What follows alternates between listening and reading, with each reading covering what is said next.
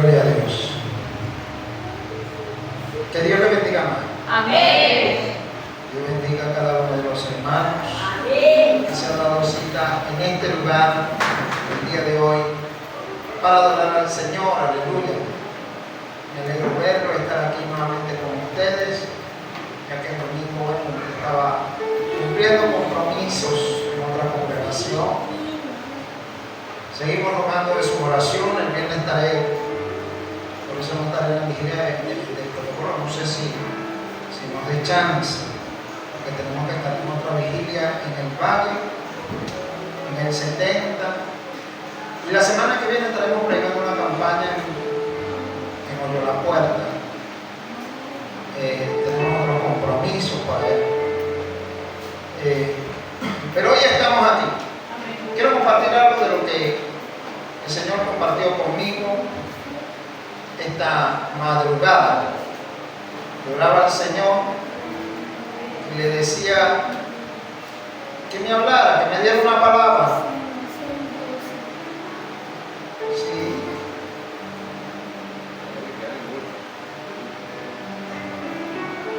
Es tremendo porque a veces usted piensa que de repente para uno es fácil sacar una palabra, pero a veces uno, evidentemente, uno le ora al Señor y le dice: Señor, dame una palabra. Aunque a mí no me tocaba predicar hoy, estaba pidiendo una palabra para la vigilia, que me tocaba predicar el viernes. Le dije: Señor, dame una palabra. Y me trajo este tema que quiero compartir con cada uno de ustedes. Y es los beneficios del reino de los cielos. Amén. Amén. Los beneficios del reino de los cielos. Y quiero que vaya conmigo al Evangelio de Juan, capítulo 12. Gloria a Dios. Vamos a leer desde el verso 20. Evangelio de Juan, capítulo 12, versículo 20. ¿Sí? A lo mejor yo lea esta porción de la palabra y te diga: ¿qué tiene que ver esto con los beneficios del reino? Bueno, ya el Espíritu Santo nos va a ayudar a entender esto. Leemos bajo la bendición del Padre, del Hijo y del Espíritu Santo. Amén. Amén. Habían ciertos griegos, entre los cuales gloria a Dios, que habían subido a adorar en las fiestas. Estos pues se acercaron a Felipe, que era de Betsaida de Galilea, y le rogaron diciendo: Señor, queremos ver a Jesús. Felipe fue y se lo dijo a Andrés. Entonces Andrés y Felipe se lo dijeron a Jesús. Jesús le respondió diciendo: ha llegado la hora para que el Hijo del Hombre sea glorificado. De cierto os digo que si el grano de trigo no cae en tierra y muere, quedará solo.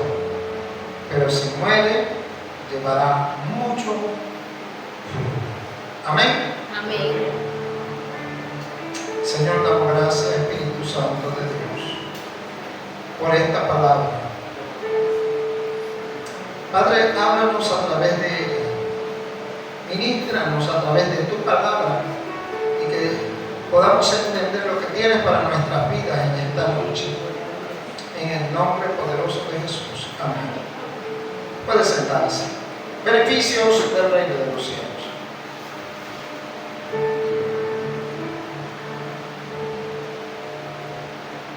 Antes de empezar a hablar acerca de esto, vamos a dar un breve repaso de lo que estamos viendo en este texto.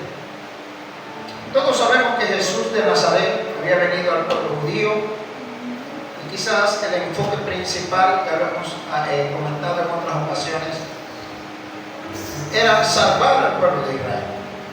El enfoque principal era que entendieran que el Mesías había llegado, que que lo recibieran, que lo aceptaran. De una vez por todas el pueblo de Israel entendiera que había llegado su salvación. Y aunque en los planes de Dios estaba el pueblo gentil, entre esos podemos hablar de los griegos y podemos hablar de las otras regiones que estaban a su alrededor. Y aunque en los planes de Dios estaba salvar a toda la humanidad, primeramente Él venía a su casa, que era el pueblo de Israel, que era su pueblo, era el pueblo escogido por Dios para salvación. Es de entender que una vez el pueblo de Israel habría sido restaurado, ellos extenderían el evangelio de salvación a todo hombre, ellos extenderían el evangelio de salvación a todas las naciones. Ahí es donde entramos usted y yo. Sencillamente no fue posible porque ellos no aceptan a Jesús como el Mesías, y la salvación se muda del pueblo de Israel al pueblo gentil. Este propósito se ve reflejado en la vida de Jesús, cuando dentro de su ministerio Él aborda a personas que no eran del pueblo de Israel y obra milagros sorprendentes, maravillosos, sobrenaturales en la vida de aquellas personas. Tanto es el caso de la mujer sirofenicia, tanto es el caso de la mujer samaritana, de otras personas que podemos ver en la palabra de Dios que alcanzaron la gracia y la misericordia de Dios, que no siendo aún del pueblo de Israel hallaron la gracia y la benevolencia de Dios. En el Antiguo Testamento también vemos historias como Rahab la ramera, vemos historias como Ruth, la de Ruth, la moabita, mujeres que no pertenecían al pueblo de Israel, pero que adoptaron tener a Jehová como su Señor, y los alcanzó la gracia de Dios. Y sobre este linaje de estas personas nace nuestro Señor Jesucristo. En esta ocasión dice la palabra que unos griegos querían conocer a Jesús. Evidentemente sabemos que el ministerio de Jesús ya estaba trascendiendo fronteras y que muchas personas querían conocerle. Posiblemente habían oído hablar de sus milagros, de sus sanidades, de sus maravillas. Posiblemente también eran estudiosos de la palabra y también esperaban un Mesías. Querían comprobar con sus propios ojos, aleluya, que realmente el Mesías había llegado. Tenían la inquietud, tenían el deseo de conocer a este Jesús, de tanto que se había hablado de él. Y Jesús pronuncia unas palabras acá que nos llama mucho la atención, porque él dice, cuando le dicen que los griegos lo buscaban, él dice: ha llegado la hora de que el Hijo del Hombre sea glorificado. Esto está hablando de la glorificación del Hijo del Hombre más allá de las fronteras de Israel. Está hablando de la glorificación del Hijo de Dios como el Salvador del mundo. Alguien adore a Dios. Como el Salvador del mundo, según el propósito que Dios había señalado para él. Escuche algo: no hay nada más hermoso que usted entienda cuál es el propósito con que Dios lo ha llamado. ¿Aló? Déjame volvérselo a repetir. Si algo usted y yo tenemos que entender es que hemos sido llamados en el reino de Dios. ¿Para qué hemos sido llamados en el reino de Dios? Si no, nuestra pasadía por el Evangelio, por la vida cristiana, sería un momento simplemente de pasar y ya. Sería simplemente una religión y ya. Pero cuando entendemos a lo que hemos sido llamados, aleluya, evidentemente podemos entender el tiempo que se nos ha señalado para el cumplimiento profético de nuestra vida. ¿Alguien está entendiendo lo que estoy hablando? Él entendía que era su momento y dijo: ha llegado el momento de que el Hijo del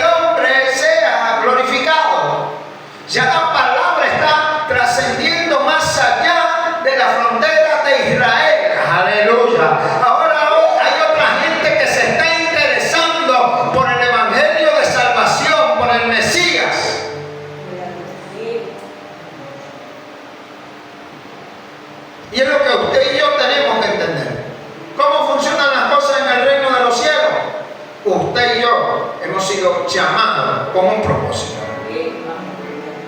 Yo quiero que se vaya de aquí con eso en su corazón, entendiendo eso.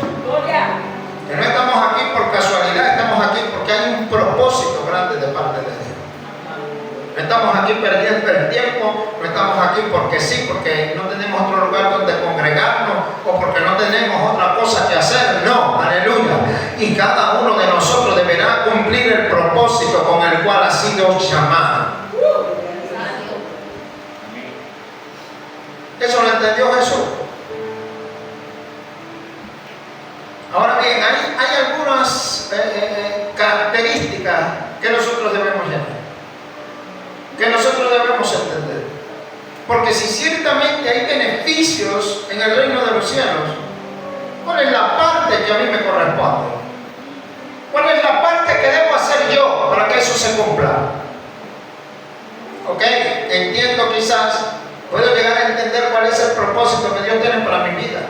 He conocido a muchas personas que se acercan y me dicen: yo he sido llamado con propósito grande, yo he sido llamado como evangelista. Otros me dicen: yo he sido llamado como pastor, yo he sido llamado como esto, como aquello, como lo otro. En estos días que estaba en Caracas, el domingo que estaba predicando, me abordó una persona y me dijo: pastor, posiblemente usted no se acuerde de mí, pero usted me había dado una palabra a mí. Y yo le dije: ok. Y esa persona me está hablando de unos cuantos años atrás. Unos cuantos años. Y me dijo: la vez que usted fue a predicar en la iglesia tal, Dios lo usó a usted y usted me dijo esto y esto. Y hace unos cuantos años. Y lo tremendo es que él me dice: en estos días vino un dominicano a predicar y me dijo las mismas palabras que usted me dijo, me las dijo esa persona. Yo dije dentro de mí, yo no le dije a él, por supuesto, yo le dije: ¿y por qué ha pasado tanto tiempo? Porque no basta con saber cuál es el propósito con que Dios te ha llamado. Hay que hacer algo para que el propósito de Dios se cumpla. Amén. ¿Amén o no amén? Amén. Hay que poner de nuestra parte para que... Porque ¿qué ganas tú con saber a qué Dios te ha llamado? Tienes 10 años, 15 años, 20 años.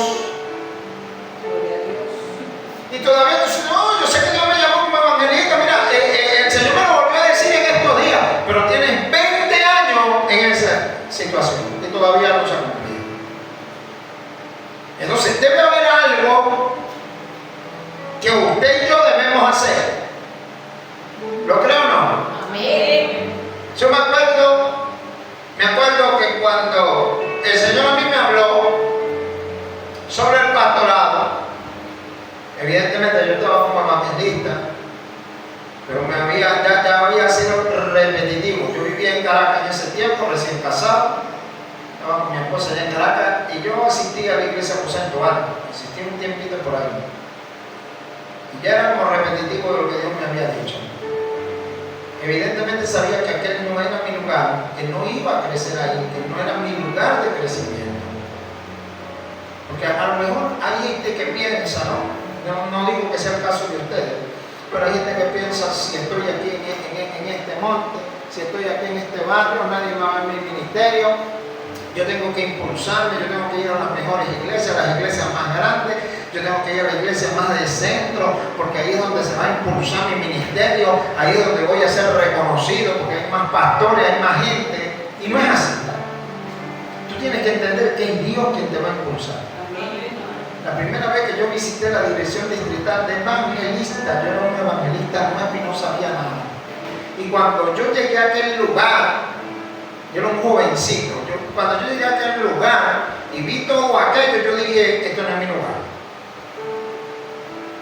Y a mí me habían dicho: quédate para que te proyecten a las iglesias más grandes y puedas predicar. Y yo: no, lo que Dios va a hacer conmigo, creo que no lo va a hacer de esa manera. Un mes después me invitan a predicar en Guárico. Fue la primera vez que mi prédica la graban y la transmiten en televisión regional. Y ahí Dios impulsó nuestro ministerio. Lo que Dios va a hacer, lo va a hacer. Amén. Y con el pastorado fue igual. Cuando Dios me llama al pastorado, yo estaba allá en aposento alto, estaba ahí. Cuando yo vi la cantidad de pastores que hay ahí, yo dije, aquí no hay. Le dije al Señor, yo necesito que tú me lleves a donde haga falta y no a donde sobre. Amén. ¿Aló?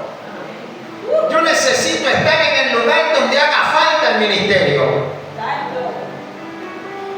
Porque yo llegué a esa iglesia, había pastor de damas, pastor de jóvenes, pastor de niños, pastor de la puerta, pastor del baño, pastor de la silla, pastor del piso, pastor del corriendo, pastor de la cocina, pastor. Yo decía, Dios mío, aquí hay más pastores que ovejas. Una iglesia tan inmensa, pero había pastor para todo.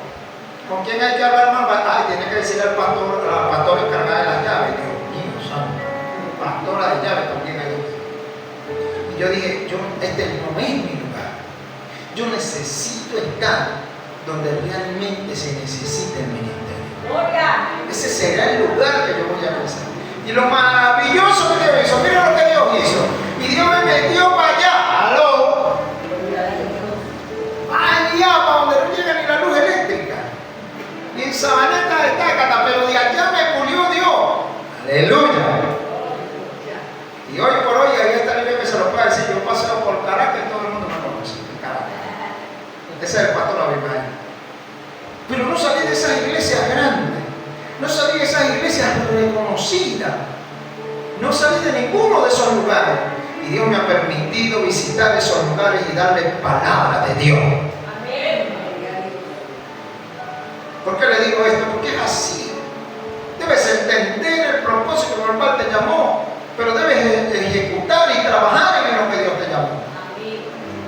Estaba diciendo que me acuerdo que ahí fue la última vez que yo recibí una confirmación. Estaba predicando el pastor Víctor Sanabria, y como yo vivía relativamente cerca, me fui todas las noches.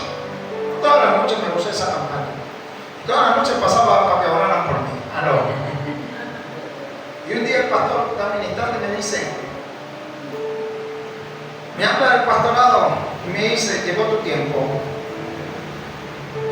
y ahora va a empezar la hora del pastorado. Cuando él me dice así, yo en mi mente yo digo, esa palabra no la he escuchado antes, pero yo lo que quiero saber, le dije al Señor en oración, ¿cuándo va a pasar eso? Porque yo lo he escuchado en otras ocasiones. Yo no quiero irme de aquí sabiendo que cuánto falta para eso. Me acuerdo que el pastor se devuelve y me vuelve a poner los brazos y me dice, es ahora que lo vas a hacer. Wow. Se le di ahí tan convencido que era Dios. Ese fin de semana le dije a mi esposa, bueno, empezamos el ministerio, mi amor, le dije. Me dice, ¿cómo así? Yo le dije, hazte unas arepas bien ricas de esas que tú haces. Y yo me preparé un pote de jugo. Y a eso de las 11:30 de la noche salimos de la casa. Fuimos caminando a la Plaza Caracas, eran las 12 de la noche.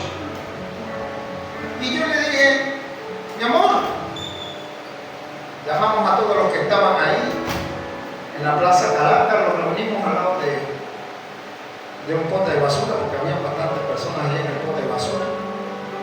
Los reunimos ahí y le dije, mira, aquí está tu iglesia. Así le dije, aquí está tu iglesia. Usted canta un coro y yo predico. Y ella cantó una alabanza y prediqué. Y le dimos arepa a los que estaban ahí. Y compartimos con ellos unas arepas y un jugo. Y le dijimos, el viernes que viene lo queremos ver aquí.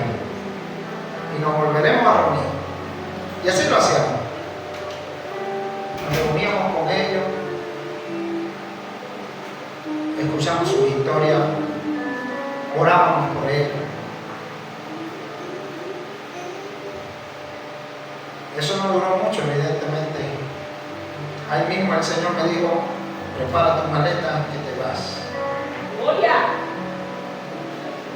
Y nos movió a pastorear. Pero qué bueno cuando entiendes el propósito en que Dios te ha llamado. Amén o no amén. Qué bueno cuando entiendes a qué fue que Dios te llamó en la obra de Dios.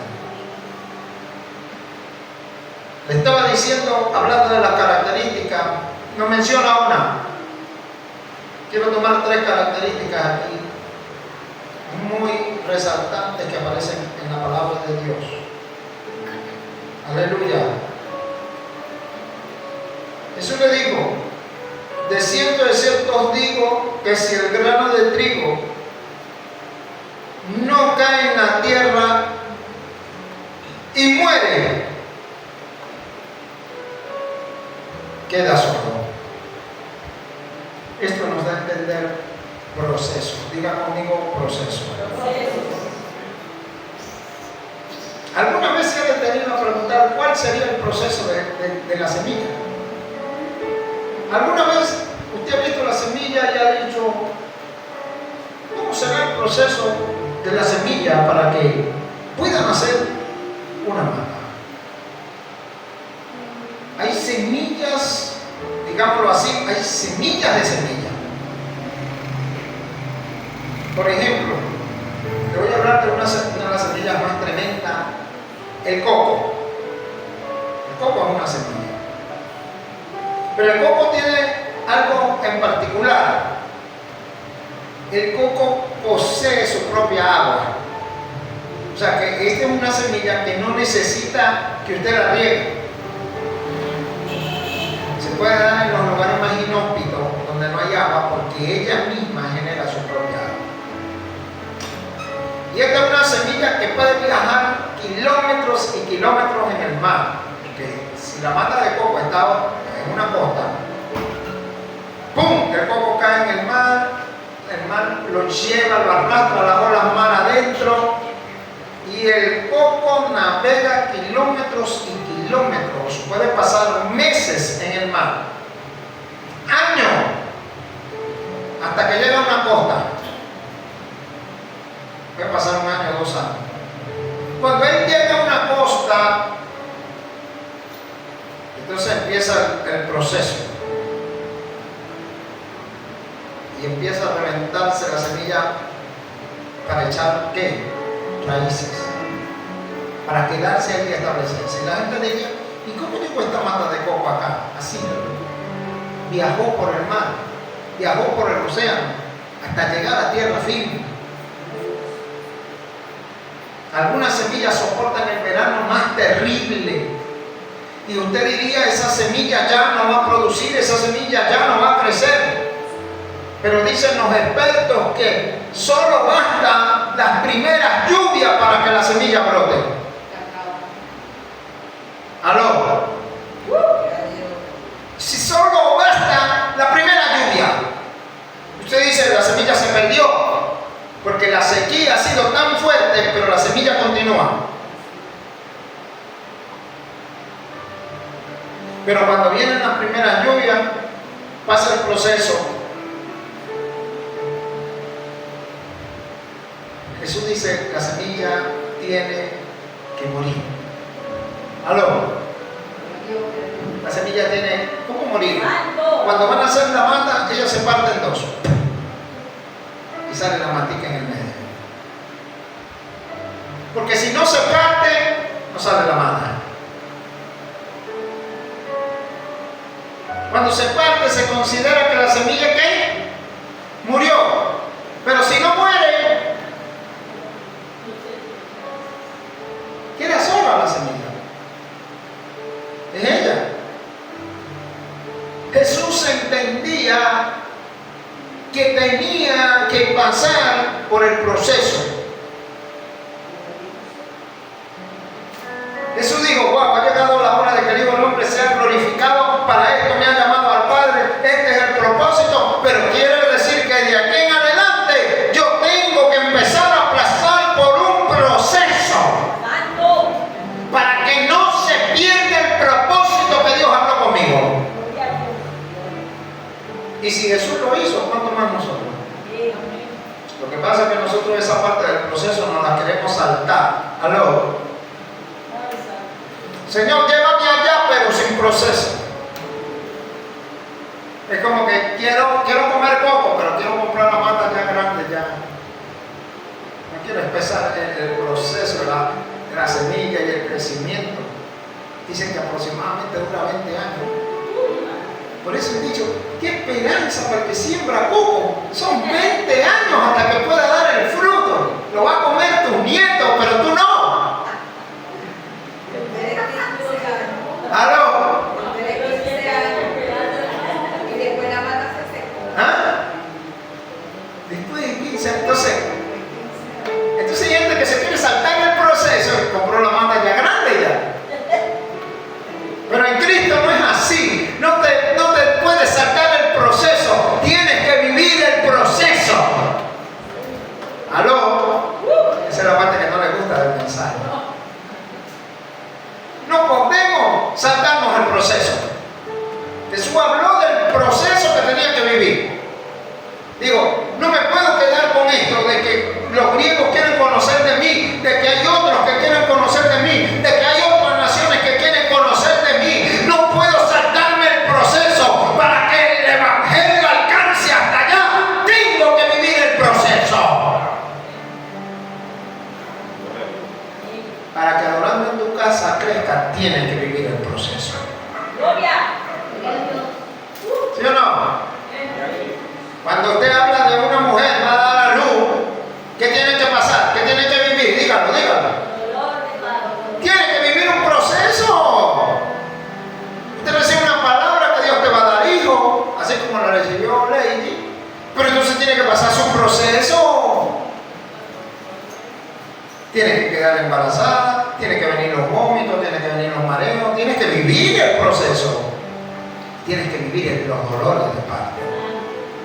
Y cuando después vives el proceso, es que después viene el resultado de eso.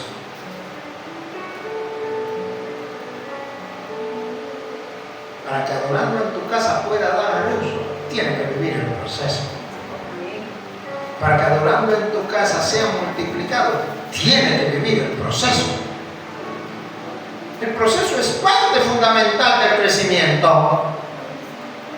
¿No? Usted no agarra al niño y dice, ¿por qué el niño no ha aprendido a caminar? Porque tiene que vivir su proceso. ¿Por qué no ha aprendido a comer? Porque tiene que pasar por un proceso para que aprenda. ¿Me está entendiendo? Entonces, yo he venido a decirte de parte de Dios que ciertamente si has entendido que Dios tiene un propósito para tu vida, entonces te viene un proceso que tienes que pasar, que tienes que vivir. ¿Aló? Dígame por lo menos, me está asustando. Diciendo, ¿será que es aquí que me tocaba predicar?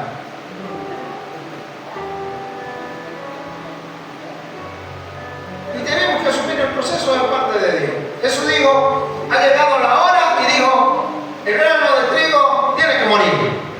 Tiene que pasar por su proceso para que estos griegos, para que todos los que vengan atrás de ellos puedan alcanzar la salvación. Porque si Cristo no moría, ellos no tendrían la salvación de su alma. ¿Sabía usted eso? Porque solamente a través de la muerte de Cristo ellos alcanzarían la salvación. Porque no bastaba solamente con simpatizar. ¿Aló? Oh, me están dando ganas de predicar ya mismo. No basta solamente con simpatizar del Evangelio. Ay, ay, ay. No basta solamente con decir, el Evangelio es chévere. No basta solamente con decir, a mí me gusta como predica el pastor. No, hay que vivir el proceso para poder ver el resultado. Porque la gente buscaba a Jesús, decía, qué chévere, escucharlo, yo quiero escucharlo. Porque han dicho que él sana enfermo, él levanta paralítico, yo quiero ver eso. Ellos les llamaban la atención eso, pero para que ellos pudieran alcanzar la salvación, Jesús tenía que morir. No te saltes el proceso. No evites el proceso.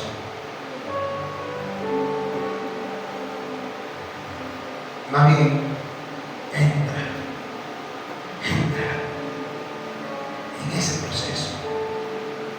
Hoy te invito a entrar. Hoy te invito a decir, voy. Señor, si tú vas conmigo, yo voy. ¿Sí o no? Si tú vas conmigo, vamos. Jesús dijo, pasemos al otro lado. Pues pasemos. Se levantó una tormenta, no importa, Él está a mi lado. ¿Aló? Se levantó la tempestad, parece que me voy a morir, parece que hasta aquí llegué, no importa. Yo también lo he vivido. ¿Sabe cuándo yo sentí que me iba a morir? Cuando íbamos a bautizar, no me acuerdo ni quiénes eran los que se iban a bautizar, nos fuimos en el autobús de Los Peyos. Eran como 12 que íbamos a bautizar. Y nos fuimos en el autobús de Los Peyos, el autobús iba full, iba otro carro full. Yo me estaba muriendo porque mis intestinos estaban tapados, usted lo sabía. Había venido del médico como a las 3 de la mañana, mi esposa me dijo, suspendemos el bautizo, y yo le dije, no. Suspendemos todo, yo le dije, no, nos vamos. Y a las 3 de la mañana llegué aquí, salieron los carros, ¿se acuerdan? Todo el mundo iba cantando y adorando a Dios, todo el mundo iba alegre porque se iban a celebrar los bautizos y yo iba llorando. Yo no sé si alguien se dio cuenta de eso, creo que no. Sí, te dije, todo el mundo iba alegre y yo iba llorando, no aguantaba el dolor. Iba llorando y le decía al Señor, Señor, si hasta aquí llegué, porque le decía así, yo era drástico. Yo ya me estaba encomendando mi espíritu al Señor. Si hasta aquí llegué, por lo menos me permitiste ver esto. Me permitiste ver la iglesia que tú dijiste que me ibas a dar. Con las personas que tú dijiste que me ibas a dar. Con los líderes que me ibas a dar. Y empecé a darle gracias a Dios por los líderes. Gracias a Dios por cada uno de ustedes. Empecé a darle gracias a Dios porque me había permitido llegar al lugar donde Él quería que nosotros llegáramos. Mi esposa sí se dio cuenta porque iba al lado mío y me decía, ya, cálmate, cálmate, ya. Y tuve que tratar de calmarme porque se estaba poniendo mal ella. No quería que se pusiera mal. Llegamos allá a la actividad, bautizamos. Y Dios te conoce la historia. Pero yo pensé que hasta ahí no iba a llegar. Pero Dios obró de manera milagrosa. Cada uno de nosotros tiene que vivir el proceso. Y aunque yo sentía que me estaba muriendo, Dios sabe, y el infierno también lo sabe, que yo no dejaré de hacer la obra de Dios por cualquier cosa. ¿Por qué? Porque si Dios me rescató de la muerte, para que yo le sirviera, ¿por qué habría de dejar de servirle? Jesús dijo, el grano de trigo tiene que morir. Y para que muera, evidentemente, tiene que pasar un proceso. Número 2. Esto también nos demuestra sacrificio. Diga conmigo sacrificio.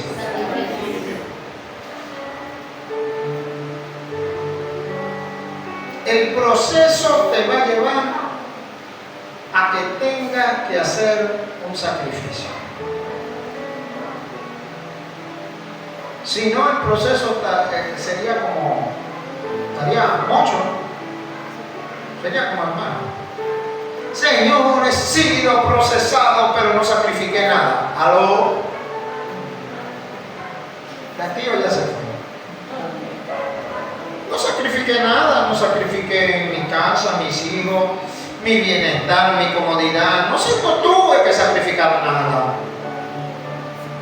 El proceso involucra y lleva consigo sacrificio. Dígalo una vez más, sacrificio. Jesús dijo, no es solo vivir el proceso, tengo que sacrificarme por la gente, tengo que morir realmente. No era que cuando Él iba llegando a la cruz, ¿aló?, de repente pasara un milagro y Él no muriera. Eso pasó fue con Con Isaac. ¿Sí o no?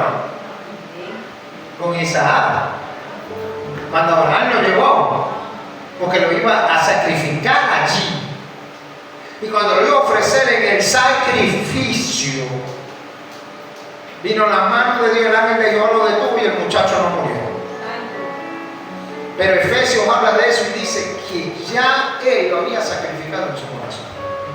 O sea que el sacrificio tuvo que ocurrir. Yo no sé si usted ha leído esa palabra en Efesios, dice, yo digo, qué locura. Abraham tenía la fe que Dios podía resucitar a su hijo aún de la ceniza. Imagínese usted. Imagínese tanto que este hombre creía en Dios que dijo, no importa, yo lo mato, lo sacrifico, lo prendo en candela, pero el Dios que yo le sirvo lo puede levantar de la ceniza. Eso creía Abraham. Por eso ya lo había sacrificado.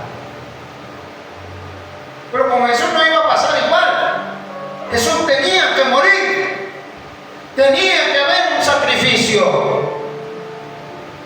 Quiero recordarte la historia de estos tres jóvenes que dijeron, no importa, el Señor que servimos nos puede librar de tu horno de fuego. Pero si no nos libra, ahí está el detalle. Dios me puede sanar a mí. Pero ¿y si no me sana?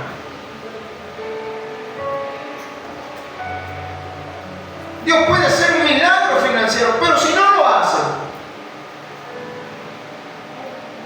sacrificio.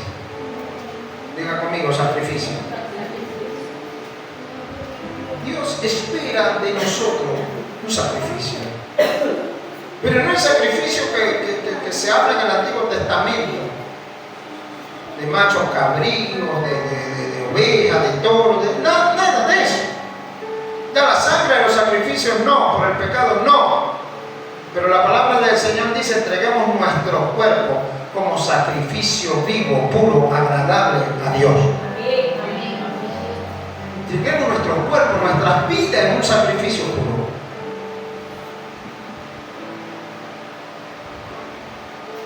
Aquí estamos nosotros, el sacrificio vivo para ti. En lo que tenga que hacer para la obra de Dios, yo lo hago. Hay que sacrificarse por la obra de Dios.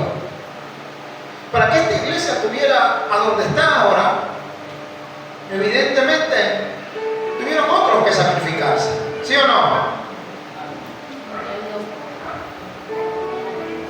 ¿A alguien se le ocurrió por primera vez venir a predicar la palabra? Alguien se tuvo que sacrificar y dejar su casa y venir a pastorear aquí, donde quizás nadie creía en el Evangelio, donde quizás uno, dos o tres habían acogido esa palabra, pero alguien se tuvo que sacrificar. No había templo, no había nada, hasta que a alguien se le ocurrió y le dio este terreno,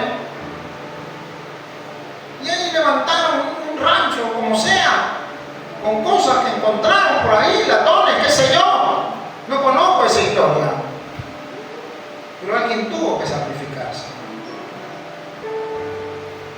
para que hoy usted y yo podamos tener y ver realidad esto que estamos viviendo. Pero si usted quiere ver más de aquí, alguien tiene que sacrificarse. Si usted quiere ver más, alguien tiene que sacrificarse.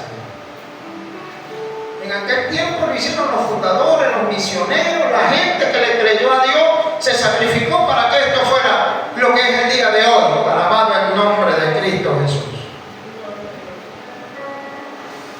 Pero alguien tiene que creerle a Dios y tiene que sacrificarse. Me acuerdo que en la iglesia de Bronx, hoy en día a lo mejor ya no conocen, los que están ahí no conocen la historia. Pero me acuerdo que cuando la placa se echó, hubo un hermano que se tuvo que ir a pies descalzo para su casa porque sus zapatos quedaron tapizados en ese poco de cemento. Y cuando fue a buscar sus zapatos, ¿dónde los dejaste? Aquí. No, ya la placa está manchada. Y se fue descalzo. Nunca aparecieron los zapatos. tiene que sacrificarse. ¿Aló? Jesús se sacrificó. Y tenía que morir. Entonces, cuando la palabra de Dios me habla de sacrificio, ¿qué sacrificio estoy dispuesto yo a hacer para que la obra de Dios avance? ¿Ah? Para que la obra de Dios siga, para que la obra de Dios no se detenga, para que la obra de Dios siga creciendo, para que la gloria de Dios alcance lo que Dios ha hablado, lo que Dios ha prometido. Hoy por hoy se están sembrando muchas vidas en otros países y no vamos lejos, no vamos tan lejos, hasta en Chile están matando evangélicos ahora. No me voy lejos. Dicen, ese por allá en el Medio Oriente, en Siria, por allá que están matando los evangélicos. No, aquí mismo también. Eso está a la vuelta de la esquina. Porque en la palabra de Dios está escrito que el mundo nos aborrecerá, que sería aborrecido por causa de su nombre. Eso lo dice la Biblia. Y quizás otros se sacrifiquen para que el Evangelio pueda llegar más y más y más lejos, y pueda llegar a más y más y más personas. Y mientras otros se sacrifican, a nosotros nos cuesta salir a predicar porque está, como dicen en el monte, está galguando. ¿Aló? ¿Está aquí o ya se fue? Otros se sacrifican y sacrifican sus vidas por el Evangelio, y nosotros decimos, uy, no, está maluando, yo no voy al Evangelio, me puedo enfermar. ¿Aló? Yo hoy no voy al culto. Sacrificio. ¿Qué estamos sacrificando? A veces nosotros vemos a los inconversos, cómo ellos adoran a sus dioses, y nosotros decimos, pobrecitos, ellos están perdidos, no saben que están adorando falsos dioses. Pero ellos hacen sacrificios por esos dioses. Pero nosotros no sacrificamos nada por nuestro Dios, que es el Dios verdadero. Que es el Dios verdadero, que es el Dios genuino. Y ellos agarran su yeso gigante que pesa no sé cuánto y lo cargan tantos kilómetros. Ellos consideran que con ese sacrificio que ellos hacen, agradan a Dios. Y en más de una ocasión se había caído el yeso y se daña todo. ¿Ya? Otros tienen que ir a los ríos y montarse lo que ellos llaman el santo, y resulta que el bendito santo les pide hasta la ropa que cargan puesta y se la dan. Tienen que hacer el sacrificio. ¿Ah? Y uno les dice, pobrecito, ellos se sacrifican por un Dios pagano, un Dios que no existe. Y nosotros que tenemos el Dios verdadero, ¿qué sacrificamos nosotros? ¿Aló? A veces ni nuestro tiempo se lo damos a Él. No, pero Dios sabe, pastor. Sí, Dios sabe. Dios sabe que un día sonará la trompeta y el que no esté listo se va a quedar. ¿Aló? Dios sabe que sonará la trompeta y todo lo que son sus hijos irán al encuentro con Él. Eso lo sabe Dios. ¿Qué estamos dispuestos nosotros a sacrificar? ¿Ah? Hoy por hoy yo tengo un bebé, todos saben, Joel, más pequeñito de la casa, amerita atención las 25 horas del día. Tiene 24, pero con Joel es como si tuviera 25 horas. Estamos pastoreando. Y ahorita mi esposa me decía, ¿y cómo vas a hacer? Yo le tengo que ir a predicar una campaña.